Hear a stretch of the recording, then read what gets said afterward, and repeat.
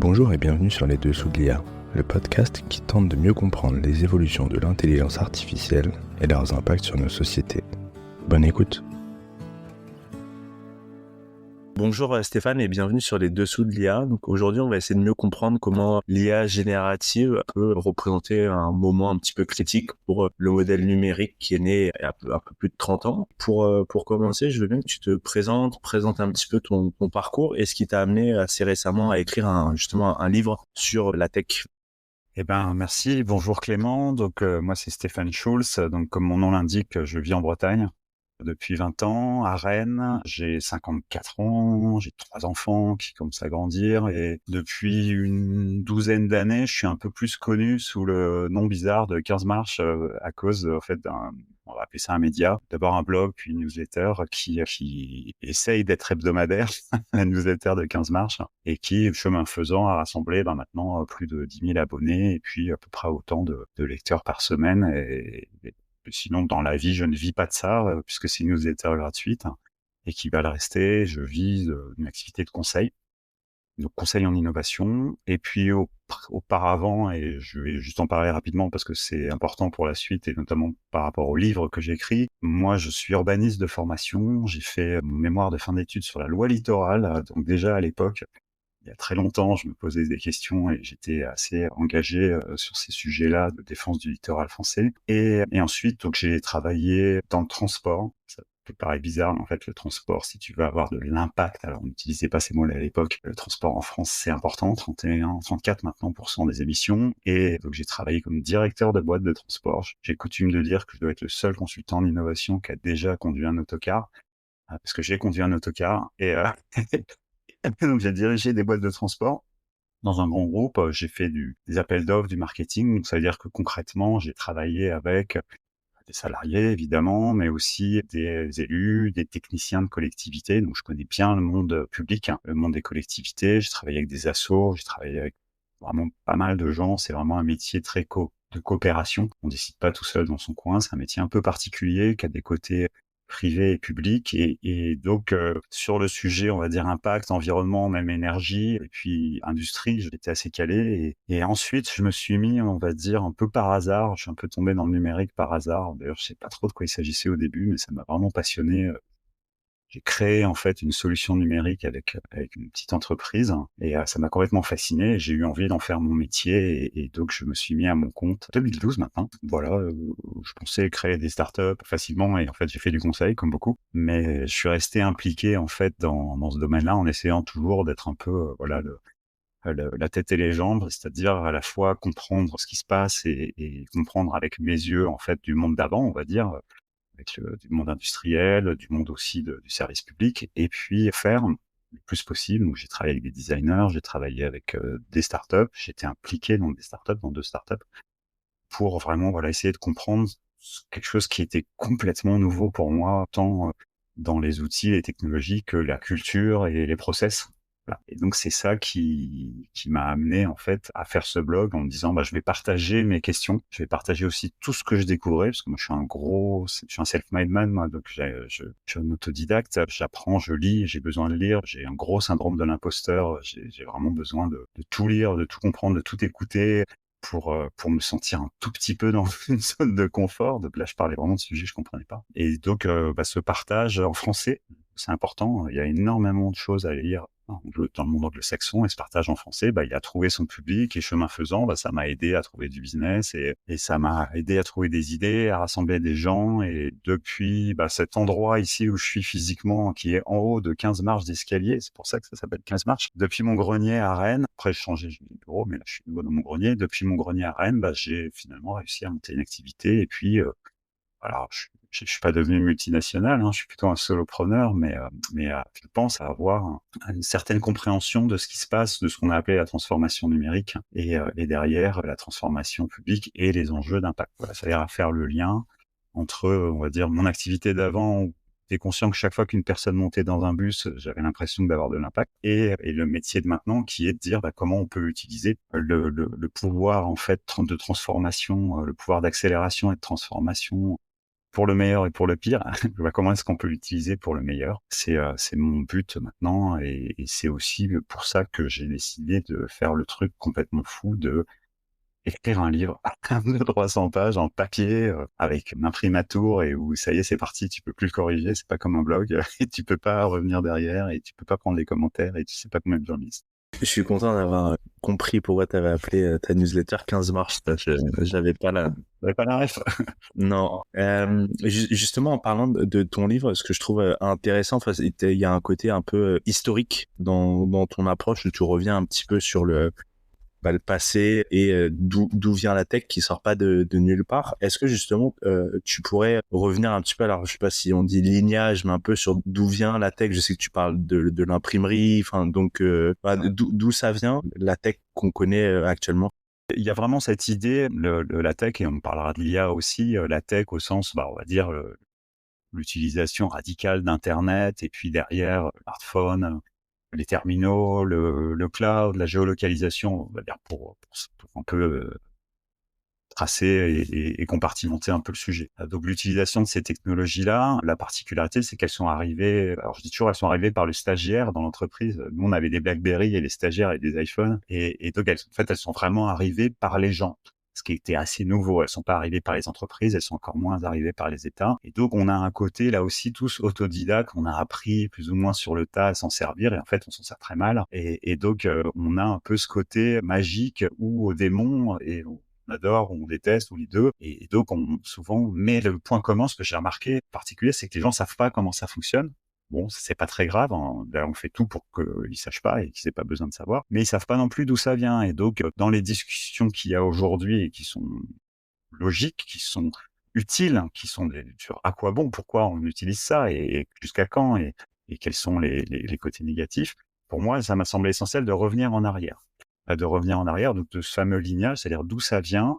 Alors, d'où ça vient Internet, ça c'est quand même bien documenté, mais d'essayer d'aller d'au-delà et d'être vraiment sur le sujet qui, moi, est aussi mon activité, qui est comment on va d'une invention à une innovation. Et puis, l'autre sujet qui est plus complexe, mais qui m'habite, moi, on va dire, qui fait que je me lève le matin, c'est comment on passe de l'innovation au progrès. C'est-à-dire comment on met l'innovation au service du progrès. Et derrière ces magnifiques mots qui sont dans toutes les salles de créativité, là, qu'est-ce qu'il y a vraiment derrière? Comment déjà comprendre et puis comment l'expliquer? C'est-à-dire finalement, quel format trouver pour l'expliquer? Alors, le livre, mais voilà, comment organiser un livre là-dessus, sachant que il y a déjà énormément d'excellents livres sur le numérique, sur l'entrepreneuriat, sur l'innovation. Donc cette lignage, c'est quoi? C'est de dire que finalement, dans les innovations, dans les inventions qui sont devenues des innovations, donc qui ont conquis leur marché, voire qui ont transformé leur marché, qui est ma définition à moi d'innovation, notamment l'innovation de rupture, c'est voilà, si on change les règles du jeu. Je suis parti de l'imprimerie, alors il fallait bien partir de quelque part. Pourquoi je suis parti de l'imprimerie? C'est parce que en fait l'imprimerie, c'est pas tellement le lien entre l'imprimerie et Internet, hein. Ça c'est un peu par hasard, hein. Même si ça paraît un peu capillotracté. L'imprimerie finalement, c'est quoi? C'est on réutilise des technologies existantes pour la plupart. Les caractères mobiles existaient déjà depuis les Coréens et l'Asie du Sud-Est depuis plus de 500 ans. On est en 1500, 1400 quelque chose, hein, à Mayence, avec Gutenberg. Qu'est-ce qu'il fait? Il réutilise les caractères mobiles et il va utiliser des presses à vin. Donc, il va hacker, en fait, si on utilise le vocabulaire maintenant, des presses à vin. Et ce qu'il a vraiment inventé, on va dire, comme technologie, c'est une encre particulière, en fait, pas du tout spécialiste, mais il est un peu chimiste, et donc il va inventer une encre particulière, puis il va inventer un modèle économique aussi particulier. Et donc, en faisant ça, finalement, il y a un impact à court terme assez faible, qui est on a les scribes qui avaient le monopole de la reproduction des ouvrages, eh ben, ils ne l'ont plus, et la technologie elle-même, l'outil, on va dire, imprimerie peut se diffuser très rapidement. Et en fait, dans les 20 ans à venir, il y a 8 millions d'ouvrages qui sont imprimés. Il faut imaginer quand même pour l'époque ce que ça représente. Et donc, on est capable, en fait, très rapidement, ça prend. Mais en fait, ce qui m'a intéressé, c'est la difficulté, en fait, de départ à imaginer, et c'est important pour nos sujets environnementaux, l'impact réel que ça allait avoir. Et en fait, l'impact, il a été monstrueux, puisque, en gros, il n'y aurait peut-être pas eu la réforme, donc la sortie, en fait, du catholicisme tout puissant, l'éducation, la recherche, la démocratie, sans l'imprimerie, si on remonte à la racine, en fait, on aurait toujours eu la diffusion de la connaissance entre les mains de l'Église et d'un certain nombre de gens extrêmement bien formés, ce qui était un statu quo depuis 3000 ans, en gros. Et donc c'est cet outil-là qui permet de faire ça. Donc là, on a bien, quelque part, un exemple.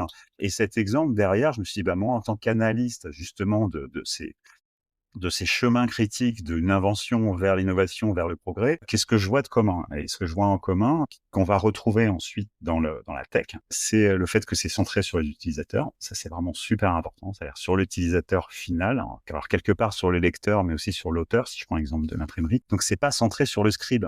C'est pas centré sur l'église qui contrôle la diffusion. C'est centré sur la personne qui écrit le livre, qui va pouvoir le diffuser plus rapidement, et sur tout finalement cet écosystème qui s'est créé à côté de l'église. Donc ça, c'est important, c'est l'innovation qui a de l'impact, elle est centrée sur l'utilisateur avec une vraie utilité. Ça paraît pour se foncer des portes ouvertes, mais en fait, ça trie déjà pas mal.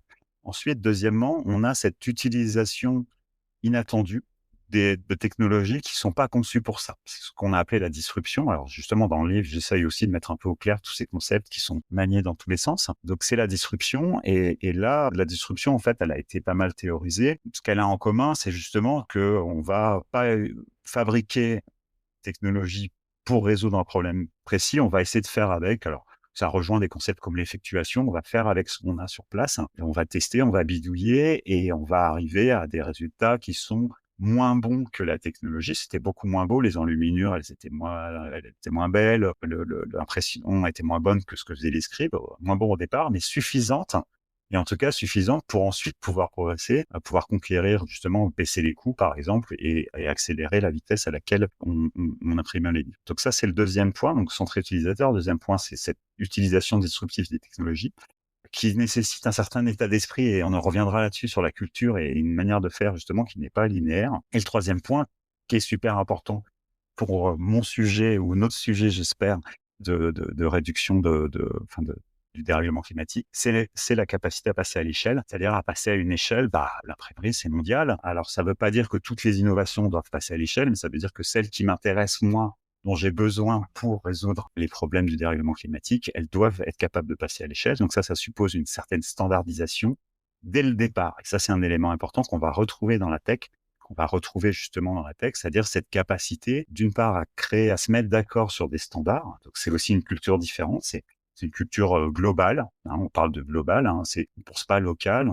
Il y a eu du local, mais on pense global. Et on pense à des systèmes, en fait, qui sont peut-être moins optimisés, moins parfaits, moins performants que ceux qu'on pourrait avoir customisés, mais ils vont permettre une modularité extrême. Et donc, dans le livre, je prends l'exemple du container. Tu vois, vraiment, c'est pour ça que c'est pas un livre sur Internet et la technologie, puisque le container, c'est une boîte en métal extrêmement simple, à 20 pieds, 40 pieds, mais ce qu'elle a, son pouvoir, il est dans, d'une part, la capacité à les empiler. Ça fait des très belles images de porte-containers avec 7000 containers dessus, mais aussi de standardiser finalement tout l'écosystème, ce qu'on appelle maintenant la supply chain ou la chain, peu importe, la chaîne logistique, c'est-à-dire les grues, les attaches, le train, le portique, le camion, l'entrepôt, le code-barre, non. Et donc, je raconte un peu l'histoire du container qui est super intéressante, parce que parle aussi de la mondialisation, et le container est à l'économie ce que l'imprimerie est à la pensée, en fait, et à la diffusion de l'information. C'est la même chose. C'est-à-dire, à un moment donné, avant que ça soit standardisé, c'est très compliqué, voire c'est pire. Il y a une période qui est pire, parce que manipuler des containers à la main, c'est extrêmement dangereux, etc., pour les dockers. En revanche, une fois que c'est standardisé, là, on part dans des exponentiels. Le coût du transport a baissé de 97% grâce au container. Et donc, pourquoi je parle de ça? C'est parce que même ce vocabulaire-là, container, c'est aussi un vocabulaire de la tech. C'est-à-dire, même ce vocabulaire-là, on va le retrouver dans la tech. Et donc, finalement, la tech, si on la regarde avec cette profondeur de champ, en fait, ce sont des gens qui ont mis en application ces préceptes. C'est-à-dire, ils sont passés par-dessus, ils ont fait le saut de grenouille, le leapfrog, on peut parler anglais un peu ici. On fait le leapfrog, ils sont pas passés par les médias traditionnels, ils sont pas passés par les acteurs traditionnels, ils sont allés toucher directement les utilisateurs. Alors, au début, des geeks qui savaient faire des lignes de code, et puis ensuite, avec le navigateur mosaïque, etc. Enfin, je leur fais pas toute l'histoire, l'email et tout. Donc, ils ont touché directement les utilisateurs et les ont mis en réseau, avec, pour le meilleur et pour le pire toujours, mais avec cette capacité, justement, ce que je décris dans le livre de la scalabilité, c'est-à-dire le fait que chaque utilisateur supplémentaire, c'est pas un utilisateur en plus des 10, des 11 et des 12, il apporte 10 possibilités, 11 possibilités. Donc, c'est la loi de Metcalfe sur les exponentielles. Donc là, et ça, c'est des gens qui avaient cette culture-là, cette culture des mathématiques et cette culture de développeurs. Et puis, ils ont pensé, alors, comment ça s'est fait? Ça s'est pas imposé d'en haut, hein. Il y a des organismes qui sont hyper intéressants à regarder en termes de gouvernance, comme le W3C, en fait, où finalement, on a une fabrique de consensus. Il y a même des process de humming pour dire je suis d'accord, je suis pas d'accord, mais sans savoir qui c'est. Enfin bref, il y a un système de gouvernance mondiale de l'internet qui définit ces évolutions et qui fait que c'est un exemple à suivre. Ça a permis en fait la diffusion de standards à une vitesse et à une précision et même à une capillarité absolument incroyable. Et sans ça, on n'aurait pas le web qu'on a aujourd'hui. Et c'est pour ça que j'ai appelé ça après la tech aussi, c'est parce que quelque part, et on en parlera évidemment dans ce podcast sur l'intelligence artificielle, elle peut remettre ça en cause, mais je vais pas trop vite. En tout cas, on a ça, c'est-à-dire on a clairement un lignage, une filiation. Ils ont appliqué ça. Et ce qu'on va rajouter peut-être en plus, c'est qu'on a alors je fais gaffe aux mots que j'utilise, on a une catégorie d'entrepreneurs vraiment tout à fait particulière, qui sont des hybridations entre des gens très techniques, ce qu'on appelait des nerds ou des geeks, ou des gens qui étaient un peu méprisés par l'ancien monde. Les développeurs, ils étaient en sous-sol ou ils étaient loin, on leur envoyait des emails. Et ces gens-là, en fait, par une hybridation aussi culturelle, d'études supérieures, le changement de certaines universités, ils sont devenus entrepreneurs, ils se payent de philosophie aussi, et c'est en plein dedans en ce moment, ils se payent de politique, et donc ce sont devenus des espèces de demi-dieux en termes de puissance, de capacité à faire, à changer les choses. Et donc c'est cette conjonction finalement, c'est-à-dire utiliser un peu les vieilles recettes dans un monde qui avait déjà commencé à se mondialiser. J'ai parlé du container, donc il y avait le code barre, il y avait un certain nombre de standards, et ce qui fait que le web, qui était vraiment un truc où les gens se posaient la question légitimement, mais à quoi ça va servir, un peu comme l'imprimerie au début, en fait, a eu cette capacité de transformation extrêmement puissante. Donc c'est pas une génération spontanée, c'est pas un volcan qui est né de sous les flots et qui est sorti tout seul. C'est au contraire un lignage. Et ça me semble important d'avoir conscience de ça, notamment pour la suite, pour se dire que il y a eu déjà des évolutions et il y aura une suite. Parce que ce que j'entends moi comme discours, c'est un peu un discours de fin du monde, alors qui est lié à l'actualité, enfin pas l'actualité, pardon, qui est lié aux prévisions climatiques, mais même sur le sujet de la tech, on a un peu l'impression que le game il est plié, que voilà, c'est comme ça, il y a une hégémonie, on va essayer de contenir le truc avec des régulations, on va essayer un peu de s'enfermer derrière des murailles, des lignes Maginot, mais on n'imagine même pas que ce système-là, il est en constante évolution et peut changer.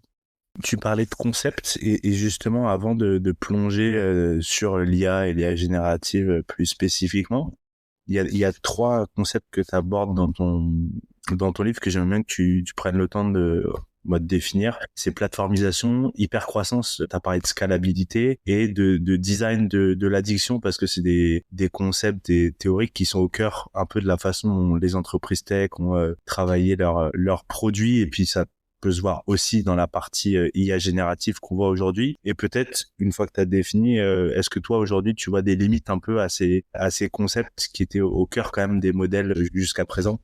Oui, ces concepts, ils sont super importants, notamment parce qu'ils sont employés un peu, on parlait de la disruption, très couramment. Et en fait, quand tu creuses, ils ne sont pas forcément compris, ou ils sont compris peut-être juste un peu au premier degré.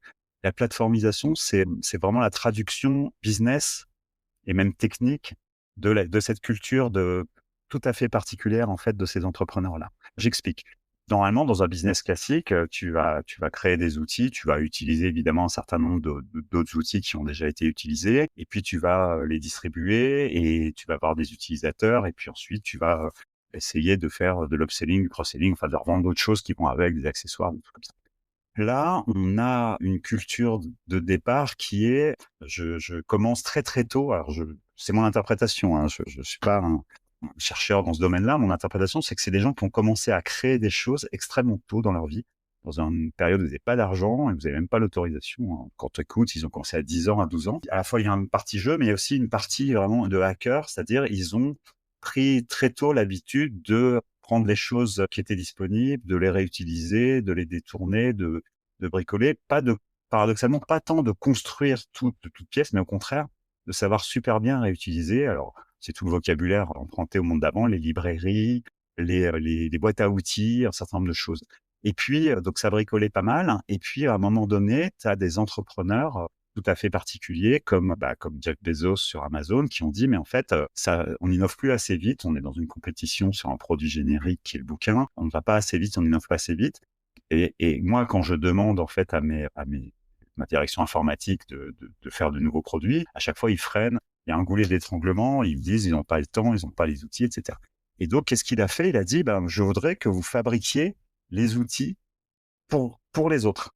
C'est-à-dire que vous fabriquiez les outils dont on a besoin, mais comme je sais que ça va être, vous allez rester dans votre monde, je voudrais que vous fabriquiez des outils qui soient ouverts aux autres». Alors, c'est pas ça le concept de plateforme, mais c'est la première fois, en fait, qu'une entreprise a décidé de se plateformiser elle-même. Alors, ça, c'est un concept qui est utilisé dans plusieurs sens. Et finalement, Amazon est devenue une entreprise, d'une part, qui est séparable en différentes briques, c'est-à-dire la vente, le stockage, la gestion des données, et puis toute la partie informatique dans laquelle il y a aussi le stockage, la capacité de tester, la mise à disposition d'un certain nombre de solutions. Ils l'ont fait finalement comme une sorte de boîte à outils.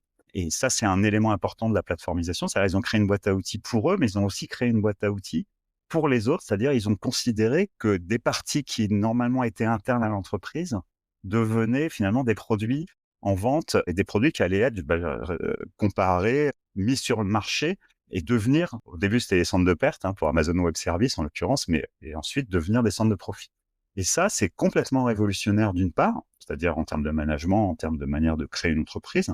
Normalement, les entreprises, dans l'organigramme, ça ressemble à ça, ce que je viens de décrire. Et dans la réalité, chacun fait un peu du truc de l'autre, et puis il y a des silos, et il y a des luttes de pouvoir, etc. Là, finalement, tu te fais une machine qui fabrique des machines.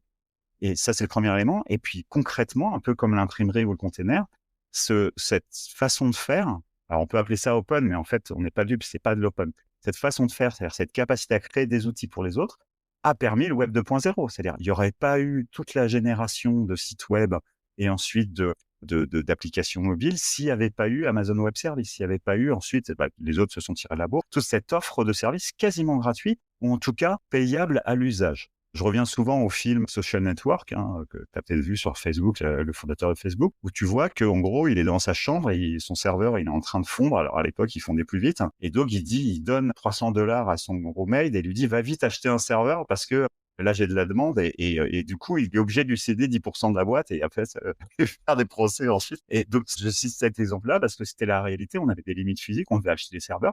Là où finalement, avec les offres dans le cloud Amazon Web Services, donc les offres de plateforme, on se retrouve avec tout devient as a service, c'est-à-dire tout devient consommable à l'usage, un peu comme l'eau à notre robinet. Donc ça, ce truc-là, il est fondamental parce que d'une part, et dans le bouquin, je parle d'un type qui s'appelle Peter Level, en fait, qui est un Hollandais, qui a une trentaine d'années, qui fait 2 millions ou 3 millions de dollars par an, dans son hamac, littéralement. Pourquoi? Parce qu'il utilise justement toutes ces plateformes. Il va se servir finalement. Alors du coup, on pourrait lui dire, mais tu possèdes rien et puis c'est dangereux si les plateformes changent de prix. Mais je cherchais un exemple au-delà des Amazon et des Apple et tout, que permettait cette plateformisation. Et cette plateformisation, elle permet ça. C'est-à-dire, elle permet à toi ou à moi, si on était un peu, voilà, je sais pas si c'est ton souhait, mais tu vois, tu utilises sans doute un certain nombre d'outils sur des plateformes ou un certain nombre de plateformes directement pour faire ce podcast, pour traiter la voix, etc. Donc ça, c'est fondamental. C'est-à-dire, d'un point de vue technique, c'est fondamental. D'un point de vue business, c'est fondamental. Et d'un point de vue culturel, c'est fondamental. Parce que ça veut dire que tu vas avoir des entreprises qui vont avoir ce réflexe systématiquement de créer des outils pour les autres.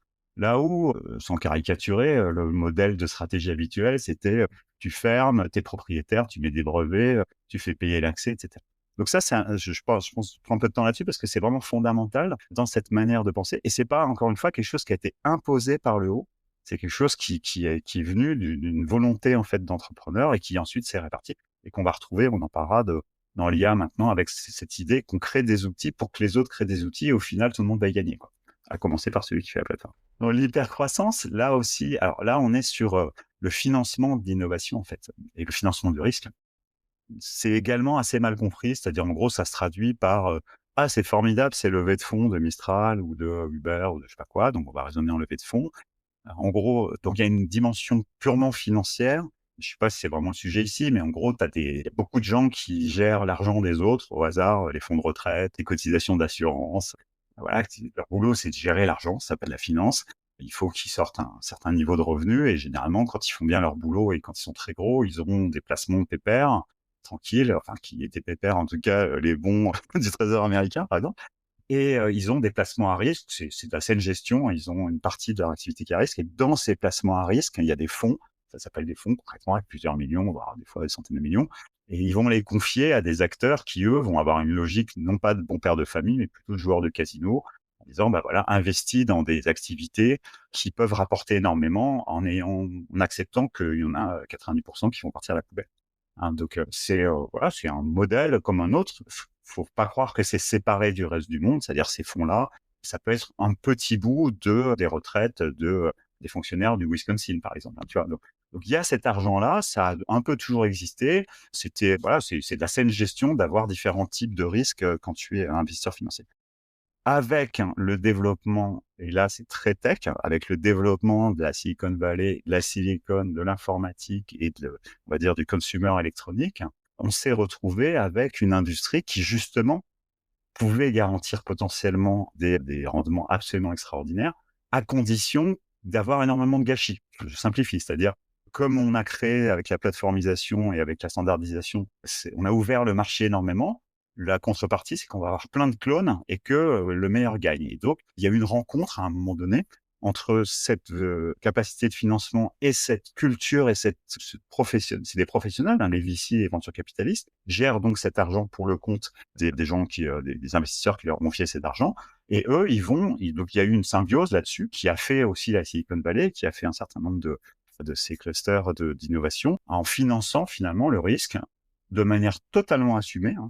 Alors, vu de nos yeux de bons pères de famille qui remboursent nos prêts en 25 ans, on se dit, mais ils sont complètement fous. Mais en réalité, c'est complètement assumé et la plupart sont encore là. Et donc, on va mettre l'accent ou sur des faillites ressentissantes ou sur des exits absolument incroyables. Il y a une boîte très récente qui vient d'être achetée là pour 32 milliards par Google. La réalité, c'est qu'en fait, ils ont des portfolios, ils ont des portefeuilles d'entreprises qui vont être là-dessus. Qui ont, en gros, il y a une entreprise qui va faire une énorme culbute fois 100, fois 200. Hein. Uber, c'est fois 15 000 hein, pour les premiers investisseurs hein, quand ils ont fait l'exit. Il y en a 10 qui vont leur permettre de rentrer dans leur fonds et puis il y en a 90 ou 100 qui perdent. C'est perdu, au revoir, merci. Et donc, qu'est-ce que ça signifie de l'autre côté? Ça signifie que ce qui est demandé, du coup, le deal, c'est que cet argent qui est fourni souvent très tôt, qui est fourni souvent bien avant la rentabilité, eh ben, il va impliquer une stratégie de développement des entreprises qu'on a appelée l'hypercroissance. Donc plutôt des entreprises tech parce qu'elles peuvent garantir elles peuvent promettre, pardon, cette croissance exponentielle parce que ce que j'ai dit tout à l'heure, la standardisation, le lien avec le public et les rendements croissants. Et donc, ces entreprises-là, ils vont chercher, en fait, l'hypercroissance. Donc, ça veut dire, qu'ils vont pas chercher la rentabilité. C'est-à-dire, concrètement, je vais pas chercher à gagner de l'argent sur mes 10 000 premiers utilisateurs. Je vais attendre d'en avoir 1 million ou je vais même attendre d'en avoir 100 millions si entre-temps, je suis un peu plus seul sur le marché ou d'en avoir 3 milliards comme Facebook. Donc je vais pas chercher la rentabilité. Ça, c'est important. Ça veut dire que l'argent que je gagne, ça veut pas dire que je gagne pas d'argent. C'est-à-dire que l'argent que je gagne, je vais le réinvestir dans de la croissance. Donc pendant très longtemps, et ça va être intéressant pour l'intelligence artificielle, pendant très longtemps, la croissance, ça a consisté à acheter des clients. Alors, comment on achète des clients? On achète de la pub. Le premier investisseur dans Google, c'était Amazon. Uber filait jusqu'à 500 € par chauffeur nouveau pour qu'il reste 3 mois. Donc concrètement, ils achetaient des clients. Cet argent, ces milliards qui étaient levés, donc concrètement, ils recevaient de l'argent en contrepartie d'entrée dans le capital et très progressive et d'augmentation de capital. Et cet argent, il était utilisé pour financer de la croissance, mais en fait, c'était de la croissance interne en achetant des clients, en faisant énormément de publicité et tout. Donc, ça a entretenu tout un écosystème. Et puis, de la croissance externe, et ça, c'est un autre sujet, c'est-à-dire en rachetant le concurrent, en rachetant d'autres idées, c'est-à-dire eux-mêmes sont devenus investisseurs dans une culbute, dans un ruissellement, comme dit l'autre, qui a fonctionné. Voilà. Et donc la dérive de ça, puisque on parle souvent négativement, c'est quand on a commencé à faire ça nativement. C'est-à-dire la tech, Internet, le mobile, la géolocalisation, tous ces communs, en fait, toute cette utilisation a la promesse de passer à une échelle mondiale, c'est-à-dire un service qui est utile, qui sert, peut s'imposer, peut se diffuser très rapidement. On a des croissances absolument incroyables.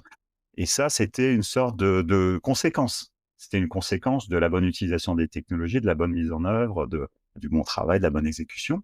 Et puis, petit à petit, en fait, avec le développement, le développement du web, le développement des usages, l'hypercroissance, c'est devenu une condition de départ. C'est là où c'est devenu pervers, c'est-à-dire on tuait beaucoup plus vite les boîtes, on s'occupait moins des premiers utilisateurs, on s'asseyait très largement sur le droit, voire sur l'éthique, voire sur un certain nombre de valeurs, au nom de l'hypercroissance. Et c'est ça la dérive. En fait, la dérive, c'est pas l'hypercroissance. On a besoin, et l'hypercroissance, elle est naturelle dans des sujets exponentiels comme la tech ou le container ou des trucs comme ça. C'est assez logique que quand tu te développes, eh ben, tu vas avoir une sorte voilà, de développement exponentiel. En revanche, le fait de le prévoir dès le départ et de ne pas accepter d'autres modèles et de pas accepter même de passer par des étapes intermédiaires, il est là, en fait, selon moi, en fait, elle est là la dérive particulière qui s'est arrêtée, on va dire, avec la hausse des taux d'intérêt, mais qui est toujours un peu présente dans le modèle. Donc j'ai parlé de la scalabilité, du coup, en passant. Ces 3 choses sont liées, hein, c'est-à-dire la plateformisation, c'est la mise à disposition d'outils qui sont partagés pour que tout le monde ait sa chance, on va dire, mais créer un business qui est de nourrir, de permettre aux autres de réussir. Alors encore donc ça, je résume, hein, avec une suralimentation, pour parler en langage de automobile, un turbo-financement, c'est-à-dire énormément d'argent, enfin, beaucoup d'argent au départ, quand même pas mal d'argent par rapport à ce que tu pourrais gagner avec tes premiers utilisateurs, c'est-à-dire la mise de fonds. Et puis ensuite, des énormes mises de fonds, là encore une fois, pour se développer à une vitesse inimaginable, extrêmement rapide, en rachetant les concurrents, en montant des bureaux partout et en achetant les clients, c'est-à-dire concrètement en finançant la croissance. Et puis derrière, ça privilégie des solutions techniques du type tech, c'est-à-dire internet, mobile et autres. Pourquoi? Parce que c'est celles qui permettent justement cette diffusion ultra rapide. Et ensuite, on a un système, on a un cercle, alors appelons-le vertueux ou vicieux, en tout cas, on a un cercle qui se met en place, puisque plus il y a d'utilisateurs, plus il y a de connexions, plus il y a de visibilité, plus il y a d'algo, etc. Et là, on arrive sur le 3e sujet, qui est le design de l'addiction, et qui est, pour moi, le symbole, en fait, en tout cas le plus visible, sans jeu de mots, de la dérive, voire de la fin de ce système-là. C'est-à-dire, au final, on n'est pas sorti du premier modèle économique du web. C'est-à-dire, le modèle économique du web de départ, c'est que c'est gratuit. Et comme c'est gratuit, bah, c'est simple, tu dois pas mettre ta carte bleue, tu vois, pas 1 heure à créer des comptes, machin et tout. Comme c'est gratuit, bah, c'est facile de le partager. Comme c'est gratuit, je peux avoir toute une série de briques utiles. C'est un peu comme si tout ce qu'il y avait autour de toi, en fait, les 3/4 de ce qu'il y a autour de toi, c'était gratuit. Tu vois. Et donc, au final, on n'est pas sorti de ce modèle-là, qui est le financement par la publicité, et même le financement par la publicité capté par certains acteurs. C'est-à-dire, en gros, j'ai mis ce schéma de XYCD là que j'adore, où finalement tout le modèle, en fait, économique du web, il tient sur un certain nombre de petits piliers qui pourraient s'effondrer. Alors dans l'image initiale, en fait, je sais pas si tu pourras, la blague, c'est qu'il dit que c'est un internaute de l'Oklahoma qui, le vendredi soir, il fait ses mises à jour et ça permet à tout le web de tenir debout. Moi, j'ai étendu ça, en fait, au sujet de la publicité. C'est-à-dire, finalement, si la publicité sur le web n'est plus aussi performante, ou en tout cas ne fonctionne plus comme avant, bah, tout le modèle s'effondre. Tout le modèle s'effondre, et donc on revient à l'addiction. C'est parce que on n'a qu'un modèle de financement par la publicité qu'ont finalement les promesses de dire on va faire des publicités qui sont utiles aux gens, on va passer d'une publicité qui paye l'espace et le temps à une publicité qui paye au clic par les annonceurs. En réalité, on est envahi de publicité tout le temps, et comment on est envahi de publicité? Il y a un indicateur, il y a plus qu'un seul indicateur, c'est le temps passé. Et donc, en revenant en arrière, ça a privilégié, en fait, des solutions, des UX, des interfaces, des designs, on a fait bosser les meilleurs cerveaux de la planète pour faire cliquer sur des pubs, hein. C'est pas de moi, c'est un ancien mec de Facebook, hein. Moi, j'ai appelé ça la triste monétisation des clics, hein, parce que finalement, on se retrouve avec tous ces systèmes qui n'ont qu'une idée, c'est qu'on reste plus longtemps, qu'on passe plus de temps. Pourquoi? Pour qu'au final, on se fasse plus spammer par des publicités qu'on veut pas voir, quoi. Donc ça, c'est quand même fondamental. On l'oublie, ça fait partie des choses qu'on oublie, c'est un peu l'éléphant au milieu de la pièce, mais tout ce système-là repose sur la publicité. Alors, on nous fait culpabiliser, nous, comme d'hab, c'est toujours la faute du consommateur, hein, manger, bouger, attention aux jeux d'argent, etc. Parce qu'on ne voudrait pas payer, mais en fait, pourquoi on paierait? C'est-à-dire, tout ça nous est poussé, on a des trucs super intéressants, des super jolies photos, des sons incroyables et tout qui nous sont poussés gratuitement. On serait vraiment fou de payer. Mais du coup, ça met quand même un verre dans le fruit, et voire plus maintenant, au système qui, d'une part, ça le rend fragile et puis d'autre part, ça le rend pervers. Là, je pèse un peu mes mots, c'est un jugement moral, puisqu'en fait, au final, les gens s'engueulent sur internet, il y a des horreurs qui sont proférées, y compris des choses illégales, blessantes, gênantes, du harcèlement. Je m'en fous tant qu'ils passent du temps, quoi. En gros, je suis pas vraiment sûr qu'ils aient ces conversations-là dans les grandes plateformes numériques, mais le résultat est là. Il y a rien qui te pousse, le scrolling infini, les notifs, et cetera. Enfin, moi, j'ai déjà quitté pas mal de réseaux sociaux. C'est incroyable comment ils te relancent en te disant: «Mais attends, il y a Clément qui vient de publier un truc trop bien et tout, tu vois? Va voir, allez, reviens, allez, c'est sympa», tu vois? Et bah, je suis désolé, c'est du niveau de petits commerçants de rue qui viennent t'emmerder quand tu es tranquille à te dire: «Tu veux pas venir prendre un apéritif chez moi?» quoi. Et tout ça par des mecs qui sont multimilliardaires, des boîtes qui sont hégémoniques et donc voilà, je me permets depuis mon bureau de dire: «Les mecs, vous déconnez, quoi». De dire, c'est: «Qu'est-ce que vous avez fait? Qu'est-ce que vous avez fait de tout ce pouvoir? Qu'est-ce que vous avez fait de tout cet argent? Vous êtes juste dans une espèce de hamster dans la cage, c'est nous, on est les hamsters, mais vous aussi, vous êtes des hamsters» et j'aimerais pas bosser dans ces boîtes-là parce que finalement, la finalité, c'est que les gens passent plus de temps pour cliquer sur des pubs. Ça permet, je trouve, enfin, tout ce que tu t'évoques un peu sur l'aspect historique et les concepts fondateurs, mais je pense qu'ils permettent aussi d'éclairer ce qu'on va aborder plus précisément sur l'IA et l'IA générative en particulier, parce que je pense que tous ces concepts qui ont été peut-être internalisés, mais ils sont présents quand même dans ce qu'on voit aujourd'hui. On a eu une discussion avant l'enregistrement et je trouvais hyper intéressant ce que tu disais, où toi tu considérais que l'IA générative et les outils d'IA générative qu'on nous a mis dans les mains et qu'on a mis dans les mains du grand public sont passés trop vite des labos au grand public. J'aimerais bien que tu développes un petit peu sur ce que tu entends par ça en fait. Ouais, alors c'est toujours intéressant de discuter avec les gens qui sont data scientists ou qui travaillent sur ces sujets depuis longtemps. Et pareil, et un jour, la lumière est arrivée sur eux et ils disent: «Mais mince, ça fait 50 ans qu'on travaille sur ces sujets-là, ça n'intéressait personne». Pour le coup, voilà, c'est un peu comme les développeurs d'il y a 50 ans qui intéressaient personne parce que c'était pas sexy et qu'on a mis sur le devant de la scène. Bah là, maintenant, c'est l'IA, enfin, c'est les gens d'IA. C'est quand même un sujet de recherche, hein. À la base, c'est toujours un sujet de recherche, c'est-à-dire un sujet sur lequel, bah, pour le coup, on est encore dans le domaine de l'invention, on n'est pas encore dans le domaine de l'innovation, on n'est pas encore dans le domaine du produit. On est bien dans des grands systèmes, alors appelons ça des modèles, dans des grands modèles.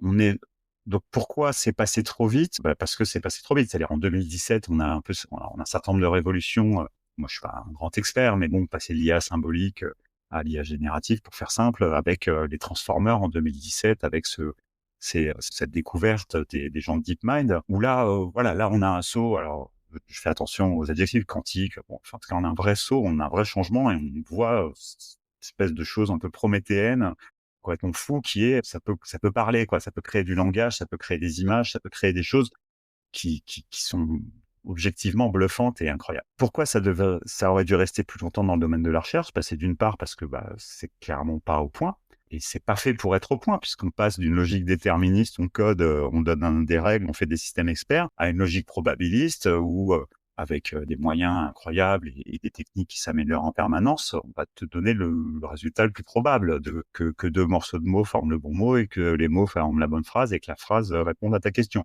Donc c'est vrai que c'est assez magique, mais ça reste quelque chose de totalement perfectible. Ça, c'est la première chose et ensuite, c'est aller sur le marché pour des raisons, bah, d'hypercroissance, encore une fois. C'est-à-dire, il fallait vite financer et on pouvait pas aller au rythme, enfin, ils ne voulaient pas aller, un certain nombre d'acteurs ne voulaient pas aller au rythme de la science, dire. Et puis ensuite, les scientifiques, ils sont chiants.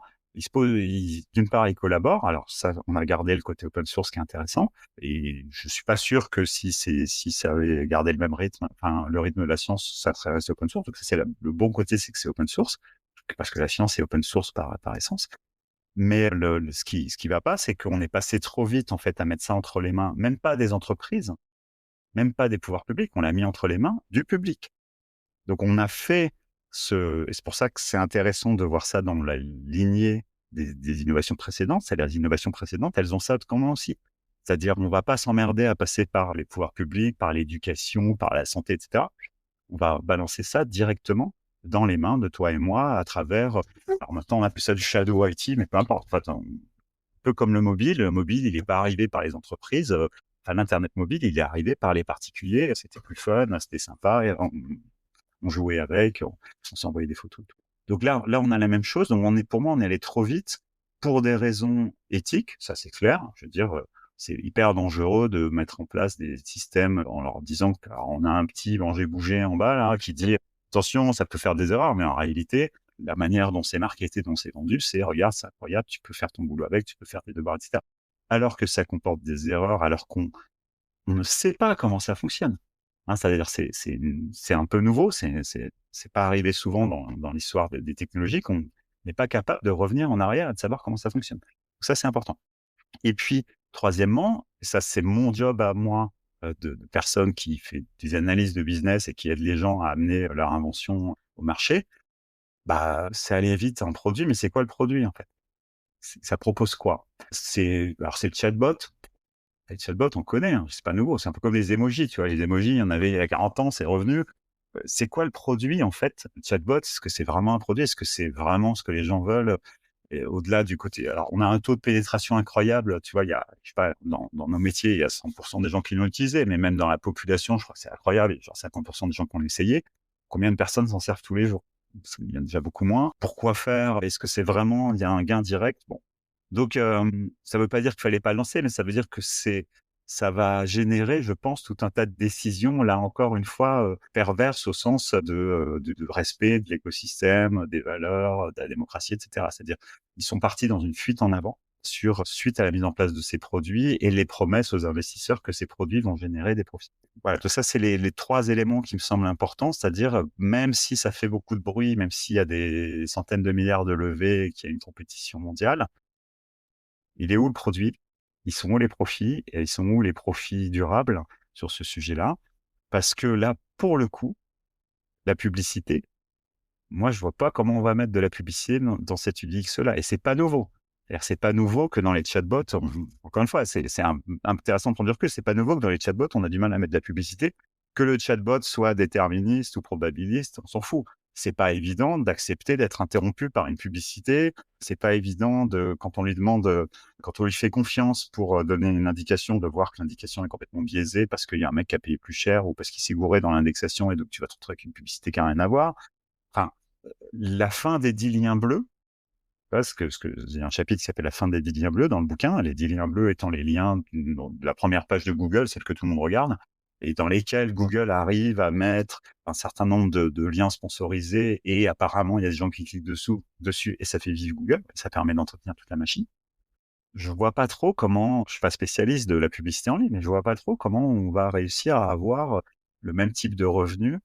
Surtout si les usages se développent et si finalement on prend l'habitude, ce qu'on commence à faire, je vois, interroger des modèles un peu hybrides, le deep search, je sais plus comment ils appellent ça, où, tu vas avoir à la fois un côté un peu Wikipédia didactique, explicatif, ce qui est bien quand tu as des boulots à faire, quand tu es consultant ou quand tu es étudiant. Et puis derrière, des liens avec de l'actualité. Je veux dire, maintenant, moi, je le teste régulièrement, c'est mon boulot aussi, avec de l'actualité, bah, ça y est, maintenant, il sait parfaitement faire la différence. On n'est plus sur quelque chose qui est outdaté, parce que la dernière fois qu'il a été entraîné, c'était avant Trump, tu vois? Maintenant, il est capable de faire le lien, de lire le web, de lire les documents. Donc c'est ça qui m'a donné l'idée, en fait, à ce moment-là, en fait, de mes recherches, je me suis dit: «Putain, il y aura peut-être un après la tech».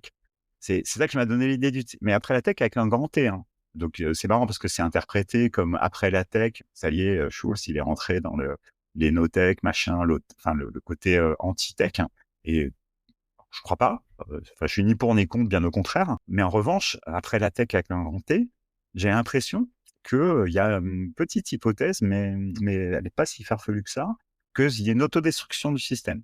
C'est-à-dire qu'eux-mêmes, dans cette course folle, hein, qu'ils ont lancée, là, maintenant, il y a une course au GPU qui est complètement dingue. Il y a une course à l'achat de clients, là aussi. Alors, comment à essayer de monétiser ça, mais donc à filer des versions, la version qui était payante, elle devient gratuite, et cetera. Donc, qu'on a bien connu, c'est-à-dire cette course incroyable aux armements. Bah, chemin faisant, ils risquent de perdre un peu le nord, qui était que les gens allaient, à un moment donné, sur Amazon pour chercher des produits, sur Facebook pour s'informer et savoir ce que les copains ont fait, ou sur Insta, et sur Google pour savoir à quelle heure ouvrir le restaurant. S'ils vont plus là-dessus et qu'ils vont sur une interface unique qui donne une réponse, ou s'ils ont un agent qui leur fait leur revue de presse, enfin, c'est le chemin voilà, c'est un chemin assez naturel dans l'évolution de l'usage de nos outils. Elle est où la pub? Et il est où l'argent? hein. Altman, moi je lis Sam Altman, le fondateur d'OpenAI, cofondateur. Lui, il voit déjà plus loin. Bravo, il voit le truc qui est tellement performant. Alors, je sais pas comment on appelle ça, hein, intelligence artificielle générale, que ça va remplacer un salarié. Donc, je vais te faire un salarié pas cher. Ouais, mais comment t'arrives là? Je veux dire, moi, j'en vois plein des gens qui imaginent ce qui se passera quand ils auront passé des étapes. Comment tu passes ces étapes-là? Et l'étape intermédiaire, c'est qu'il y a plus de financement des plateformes marchandes. Donc, si les gens passent plus sur Amazon pour acheter des produits, voilà, enfin, il y a tout un écosystème qui s'effondre. Alors, il y a le petit écosystème des gens qui font du SEO aujourd'hui, du SEO, pardon, mais il y a le gros écosystème et c'est pas impossible que ce système-là, qui était une étape, hein, il s'effondre ou au moins il cale. Alors, ça veut dire quoi? Ça veut dire, est-ce qu'on va payer pour le web, tu vois? Je suis sceptique. Est-ce qu'on va payer pour autre chose, des agents, je sais pas. En tout cas, c'est un pari qui me semble là aussi avoir été pris dans un déjeuner à Palo Alto, tu vois, où ils se sont dit: «Allez go, on y va, on fonce, quoi». Ils Moi, de mon tout petit de mon grenier, je regarde ça et alors j'énerve beaucoup les gens avec qui j'en parle parce que je leur parle toujours de la voiture autonome. La voiture autonome, moi, pour le coup, je connais bien, j'ai vachement bossé dessus, j'étais expert pour l'État sur ces sujets-là, et cetera. On nous la promettait aussi au coin de la rue. Elle était assez comparable à ce que proposent aujourd'hui les modèles génératifs, c'est-à-dire elle faisait bien 80 du boulot et on était 80, 82, 83 et il y avait des articles toutes les semaines, hein, en 2016-2017 et puis finalement, les derniers 5 ils sont extrêmement dimensionnants parce que ça veut dire qu'il faut qu'il y ait toujours quelqu'un qui soit en remote, qui soit là quand il y a un problème qu'on ne sait pas générer. Et si tu conduis ou si tu fais du vélo ou si tu te balades dans la rue, tu en vois plein des problèmes qu'une machine n'aura du mal à prévoir, même si elle est très, très, très bien entraînée, quoi. Et donc ces 5 là, c'est pas linéaire, ils sont extrêmement dimensionnants. Même chose sur le risque, il a suffi qu'il y ait un mort dans les tests de Uber pour qu'ils arrêtent tout. Alors peut-être que c'était un prétexte et tout, mais donc il y a eu là aussi beaucoup. Donc pourquoi je prends cet exemple-là, c'est pas pour dire l'IA générative, l'IA générale va pas marcher, mais il y a tellement d'obstacles à franchir objectivement, tu vois, et des courbes en S pour y arriver, sachant qu'encore une fois, au passage, pour arriver à cet état 2, tu dois suicider l'état 1 parce que tu auras du mal à cohabiter le search financé par la pub avec une sorte d'agent qui remplace l'esclave que tu as jamais eu, l'assistant que tu as jamais eu, le consultant que tu as jamais eu, tu vois. Cette étape pour passer de l'un à l'autre, surtout dans les entreprises, mais même pour les particuliers, je la sens pas. Donc potentiellement, il y aura un après la tech. Il y aura la fin de ce système-là. Je suis pas en train de jouer à Néron qui joue de la musique en regardant, mais en tout cas, je suis étonné qu'il y ait aussi peu de gens il y a pas mal de gens qui nous prévoient une apocalypse bien pire, tu vois, avec la fin de la Silicon Valley. Je disais encore là, Uzbek et Erika, ils sont là-dessus. Donc pourquoi pas, mais si on reste d'un point de vue purement analyse business des produits numériques, search de Google, ChatGPT, OpenAI, les deux, je les vois pas cohabiter, quoi. Donc qui va gagner, je sais pas, mais dans tous les cas, il y aura de la casse, quoi. Le sous-titre de ton livre, c'est le numérique face aux défis écologiques et tu dis notamment que alors, la tech avec un grand T, elle croit pouvoir échapper aux limites planétaires et on voit qu'avec l'IA et l'IA générative, c'est encore pire, tu vois. Comment toi tu regardes ça et si tu devais repenser, tu vois, ou réfléchir à des IA génératives ou des outils d'IA qui soient plus efficaces, plus justes, plus utiles, plus soutenables, tu vois, tu penses qu'il faudrait commencer par quoi? Là aussi, il faut séparer en fait les différentes questions, c'est-à-dire les entreprises de la tech avec un grand T ont-elles une conscience environnementale? Je rajoute. Clairement non. Enfin, clairement, là, voilà, il y a même pas de débat. Alors, elles sont peut-être un petit peu plus qu'un certain nombre d'entreprises qui ont un impact, mais clairement, d'une part, par leur modèle économique, encore une fois, qui est basé sur la pub, donc sur la promotion d'un certain nombre d'activités de grande consommation. D'autre part, Je sais pas si elles en avaient, mais en tout cas, elles faisaient semblant d'en avoir parce que ils avaient des objectifs. En tout cas, avant l'arrivée de l'IA générative, ils avaient des objectifs de neutralité carbone affichés, en tout cas. au titre de leurs activités, je doute pas que ce sont quand même des gens qui sont très bien entourés, qui sont très efficients, et cetera. Je ne doute pas que pour faire tourner leur serveur, ils vont arriver à trouver l'énergie, l'eau, la fabriquer pour pouvoir afficher un bilan marginal de leurs propres activités. Par contre, ce qu'ils génèrent, c'est pas le cas. Bon, ça, c'est le premier truc. En fait, je dis ça et en même temps, je crois comprendre que c'est faux puisqu'ils sont dans une course aux armements, aux GPU et en fait, je disais récemment qu'on aurait déjà suffisamment de tokens par habitant pour, voilà, on aura déjà suffisamment de tokens aujourd'hui en service, fabriqués, vissés, refroidis largement pour fournir des tokens donc token étant l'unité, il en faut bien une, pour faire tourner les modèles, suffisante pour toute la population mondiale actuelle. Donc les suivants, ce sera une course aux armements pour dominer les autres. Donc tu vois, je viens de dire un truc, en fait, je dis le contraire. Après, donc je ne doute pas je pense qu'ils vont arriver à titre individuel à peut-être construire une centrale nucléaire, je sais pas, parce qu'ils ont pas beaucoup de moyens. En revanche, oui, ça va, ils n'ont pas plus de causes. Tu vois, dans le livre, en fait, il y a Daniel Kaplan que j'ai interviewé qui dit le numérique, c'est une révolution sans cause, au sens sans cause, sans belle cause, hein, sans cause qu'elle soit sociale, environnementale, de progrès. Il n'a pas plus dans la manière dont les gens, une longue phrase, dans la manière dont les gens utilisent l'IA comme un produit aujourd'hui, il n'y en a pas plus qu'avant. Je veux dire, il y en a, c'est même pire. C'est-à-dire, on est sur des espèces de fantasmes, de robots, que les gens travaillent plus, etc. Bon. Donc ça, clairement, je fais partie peut-être des cocus de l'histoire parce qu'à un moment donné, j'y ai cru un peu. Mais en revanche, par contre, j'ai toujours cru que la manière dont ils avaient développé était inspirante et on devait s'en inspirer versus la manière dont on lance des innovations, ou on essaye de lancer des innovations aujourd'hui. Et c'est quand même ça le sujet de mon bouquin, c'est de dire, OK, les gars, ces gens-là, on peut pas compter dessus. D'ailleurs, ça tombe bien, ils s'en foutent complètement de nous. Non, mais c'est vrai, surtout nous, en Français, Européens. Bon, en revanche, la manière dont on a un certain nombre de problèmes complexes à régler dans les problèmes environnementaux, expliquez-moi, comment vous allez les régler sans technologie. Et parce que il y aura pas de rapport du GIEC sans les technologies numériques, sans les satellites, etc. Et donc, expliquez-moi comment vous allez les régler sans technologie. Moi, je sais pas faire. Et deux, même si vous avez les technologies, la manière dont vous les mettez en œuvre aujourd'hui n'est pas la bonne.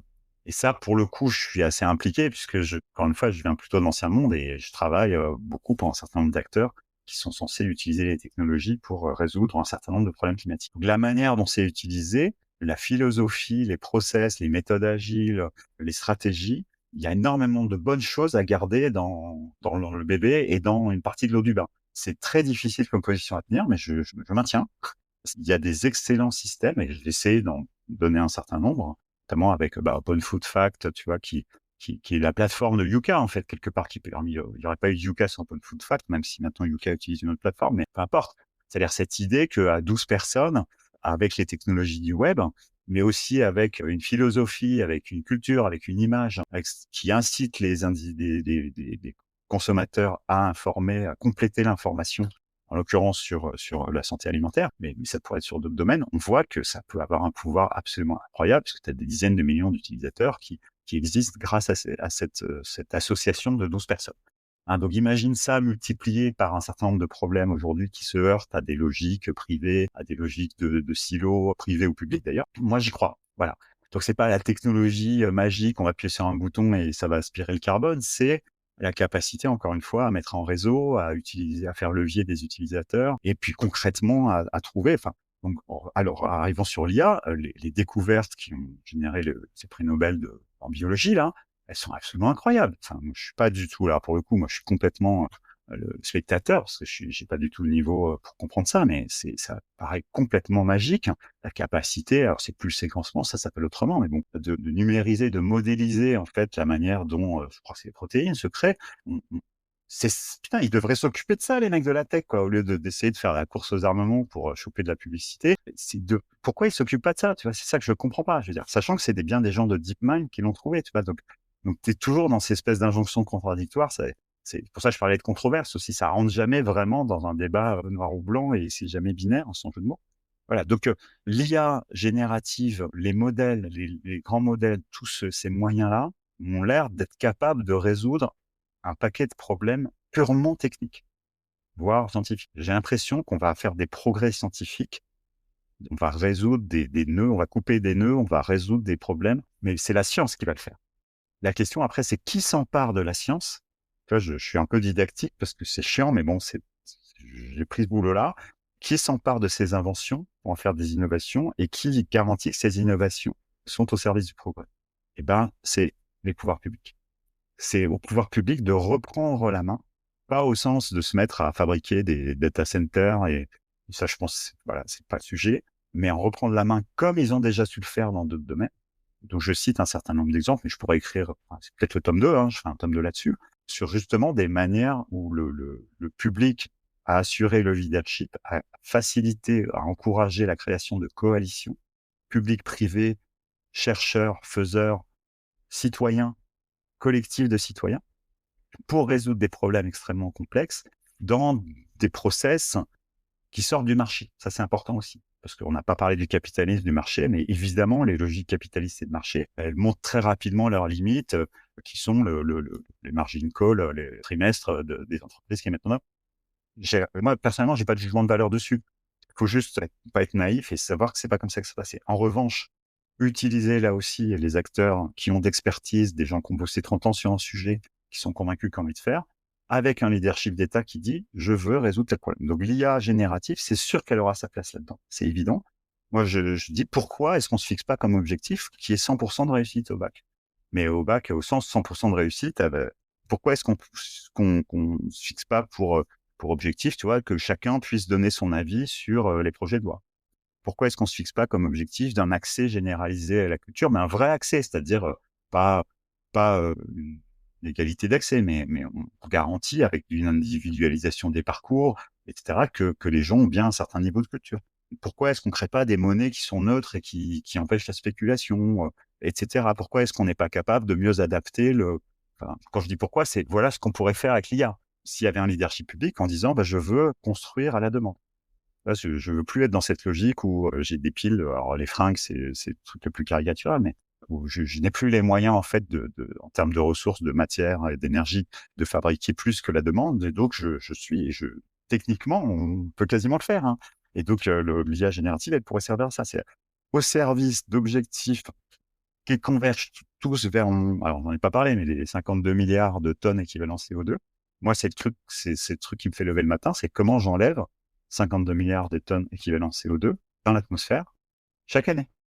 Et d'ici 2025, c'est-à-dire d'ici 2050, c'est-à-dire j'ai 25 ans, en gros, et apparemment ça a tendance même à diminuer, pour arriver à passer de 52 milliards de tonnes équivalent CO2, 1 milliard par semaine, à 0.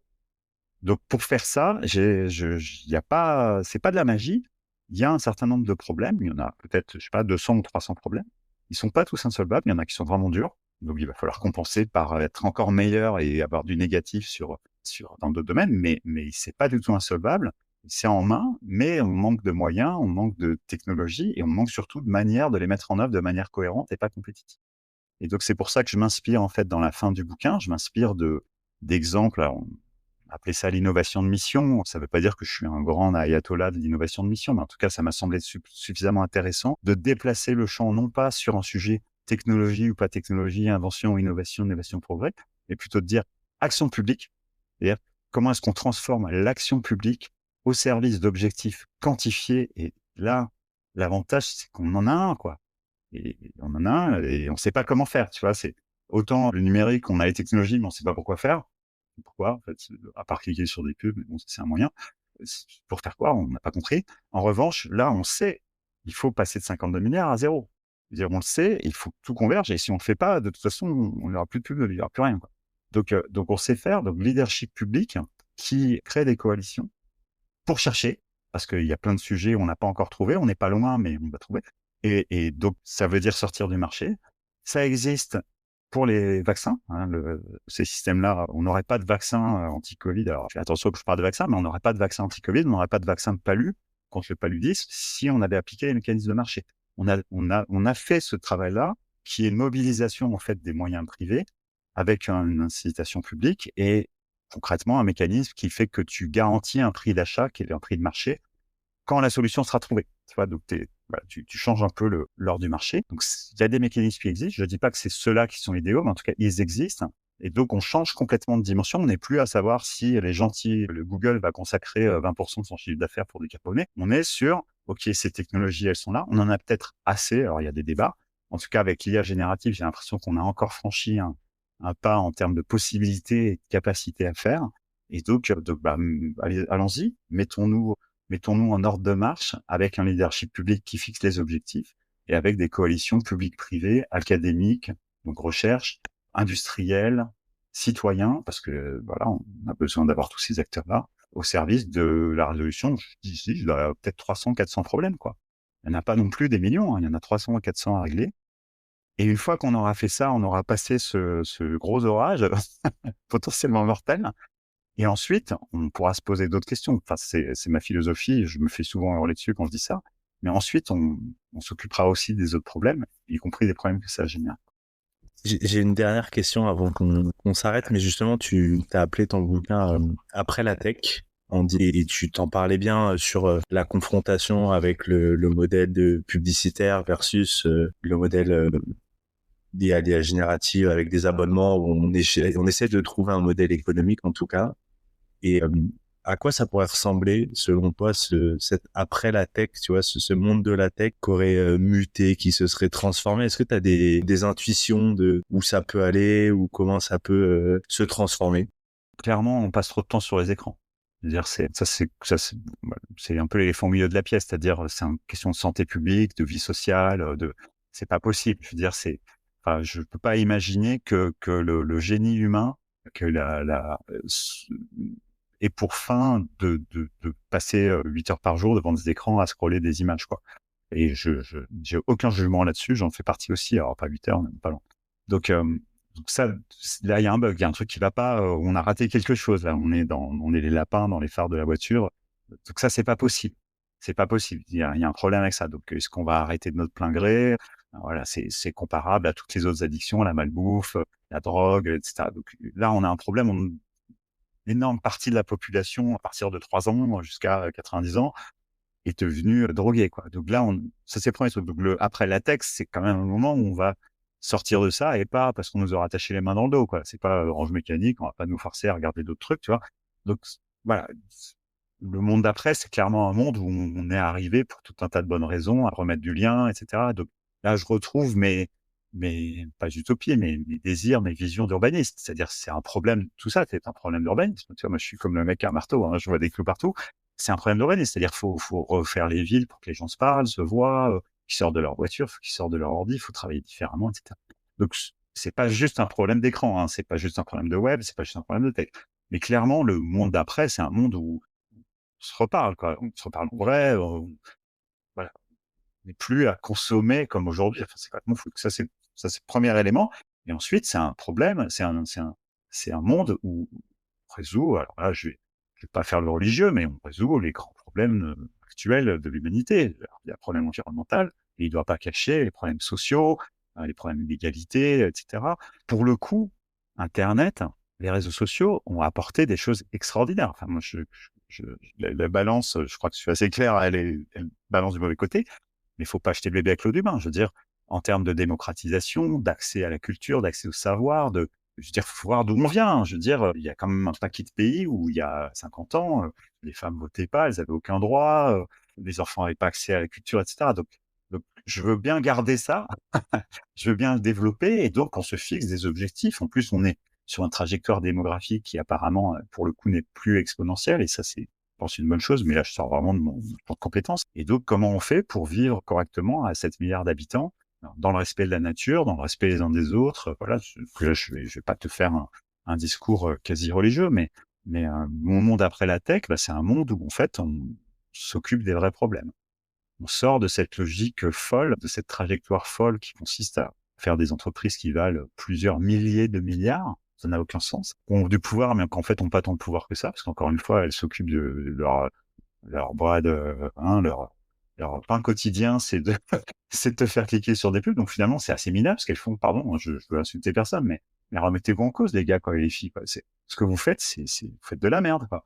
Hein, donc, non, mais c'est vrai. Je veux dire, vous avez des pouvoirs de fou, c'est vous qui les avez. Nous, on les a pas. Donc, approprions-nous ces pouvoirs. Alors, je sais pas s'il faut les exproprier, je crois pas, parce que justement, il y a de l'open source et tout.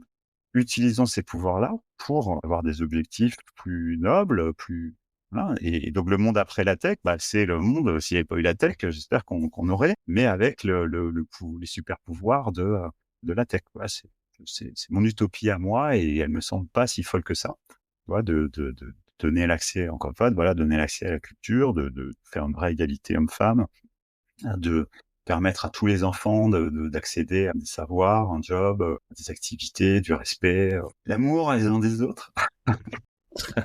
En tout cas, merci Stéphane d'avoir répondu à mes questions, puis j'espère à bientôt. Bah ouais, je te remercie Clément, à bientôt. L'épisode est maintenant terminé. J'espère qu'il vous a plu.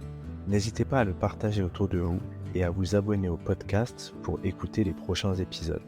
À bientôt.